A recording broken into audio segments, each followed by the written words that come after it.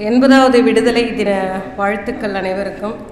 அநேகமாக அந்த படித்தல் பிடித்தலை கடைசியாக பேசுகிறேன்னு நினைக்கிறேன், நேரம் இல்லாததுனால.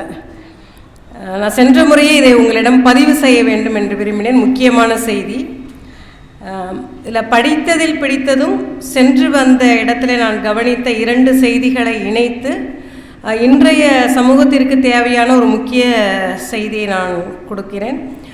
ஜூலை 3, 4, 5 ஆகிய 3 நாட்களில் நான் கோத்தகிரியிலே ஒரு கலந்துரையாடலில் இருந்தோம். சூழலியல் சார்ந்தவர்கள் ஒரு 100 பேருக்கு மேல் கூடியிருந்தோம். அங்கே லாங்வுட் ஷோலா ஃபாரஸ்ட் என்று சொல்லப்படக்கூடிய லாங்வுட் மழைக்காடுகளுக்கு நாங்கள் சென்றிருந்தோம். இது ஏன் இங்கே ஒரு இலக்கிய கூட்டத்தில் அதை சொல்கிறேன் அப்படின்னு சொன்னீங்கன்னா, இலக்கியம் என்பது ஒவ்வொரு காலகட்டத்திலும் அந்த சமூகத்திலே எது தேவையாக இருந்ததோ அதை சார்ந்து எழுச்சி பெற்ற கலை இலக்கிய படைப்புகளை தான் கொடுத்திருக்கிறது இந்த சமூகம். இன்றைய காலகட்டத்தில் என்னென்னவோ நம்ம பேசினாலும், ஒரு போட்டில் போகும்போது எனக்கு அது தெரியும் இது தெரியும்னாரு, உனக்கு நீச்சல் தெரியுமான்னு கேட்டார்ல, அந்த மாதிரி என்னென்ன சங்கதிகள் நாம் எழுதினாலும் ஒரே ஒரு சுனாமியோ ஒரே ஒரு பெரிய புயலோ வறட்சியோ வந்தால் அன்னாரு இன்னாரு சொன்னார் எல்லாரும் போயிடுவோம். அப்போ இந்த பூமியை காப்பாற்ற வேண்டிய இலக்கியங்களை படைக்க வேண்டிய பெரும் பொறுப்பிலே இலக்கியவாதிகள் கலை இலக்கிய படைப்பாளர்கள் இருக்கிறார்கள். இதில் திணையியம் தமிழின் ஆதி மெய்யியல் என்ற ஒரு புத்தகம், பாமையன் அவர்கள் எழுதிய புத்தகம், மிக முக்கியமான. இப்போ அவங்க மேடம் பேசும்போது சொன்னாங்க, இந்த அன்சங் ஹீரோ அவங்களை பற்றியெல்லாம் நீங்கள் தமிழ் இலக்கியவாதிகள் பதிவு செய்ய வேண்டும் என்றார்கள்.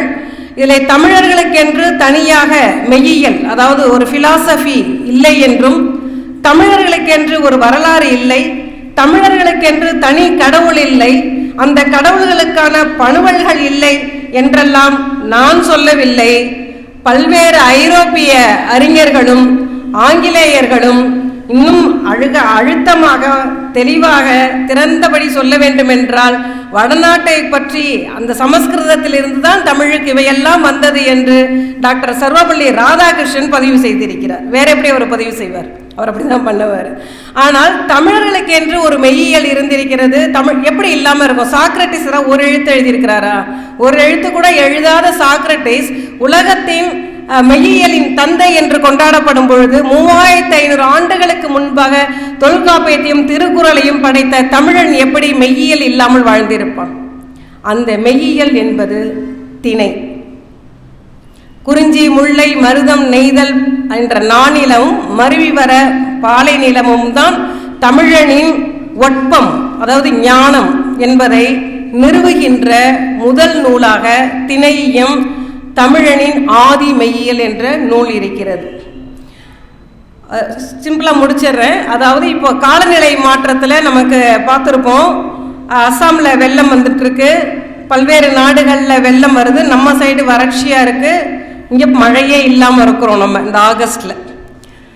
இதற்கு காரணம் என்னவென்றால், தமிழன் திணையின் அடிப்படையிலே, நிலப்பரப்பின் அடிப்படையிலே முதற்பொருள், கருப்பொருள், உரிபொருள் என்றெல்லாம் பிரித்து ஒரு பெரிய ஞானம் சார்ந்த வாழ்க்கையை வாழ்ந்திருக்கிறார்கள். அது வெறும் தமிழ் இலக்கணம் அன்று. இதை தொல்காப்பியர் தான் கூறுறாரு. தொல்காப்பியம் என்பது வெறும் இலக்கண நூல் என்று அதை ஒதுக்கிவிடவோ அல்லது வெறும் சூழலியல் செய்யுள் என்றவோ ஒதுக்கிவிட முடியாதபடிக்கு தமிழர்களின் ஒட்பத்தை, தமிழர்களின் மெய்யியலை நிறுவக்கூடிய ஒரு நூலாக நாம் அதை வாசிக்க வேண்டும்.